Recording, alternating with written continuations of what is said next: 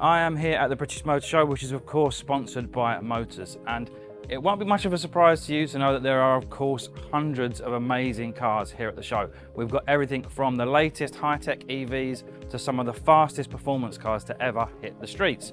We also of course have plenty of classics, and that is what I am interested in today. So join me as I make my way around the show and find my top 5 classic performance cars of the British Motor Show.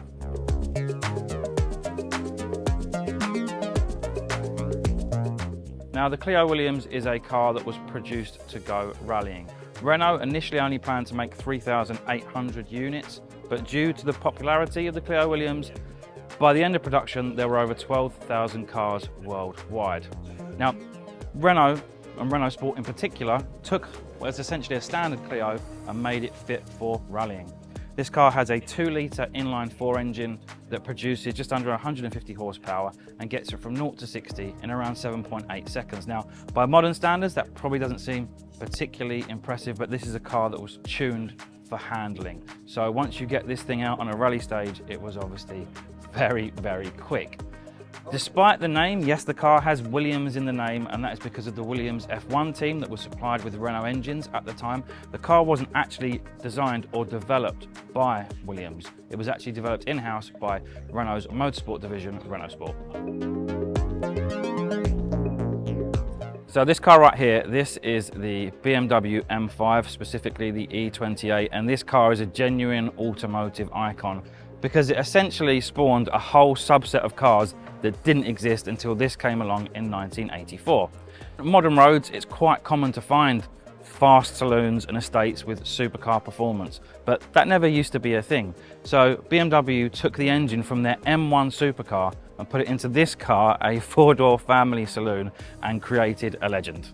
And what that M1 engine did is it gave this car performance that was above the equivalent Ferrari of the time, which is the Ferrari 328. This car has 278 horsepower, and that is more than the Ferrari. It also did 0 to 60 in 6.2 seconds. This is the Jaguar XJ220, a car that started off as a bit of a side project for Jaguar employees and ended up being at one point the fastest production car in the world. Now, the Jaguar XJ220 was actually developed by a group of Jaguar engineers in their spare time.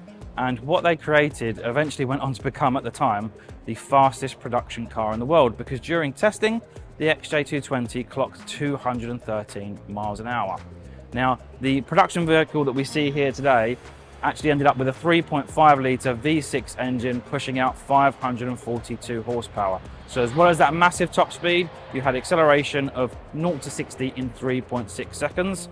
So once again, this is a real motoring icon, and especially for British manufacturing.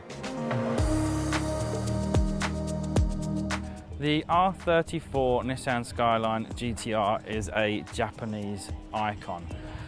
Yes, it's been made famous by the Fast and Furious franchise, but it was always a JDM icon long before its big screen debut.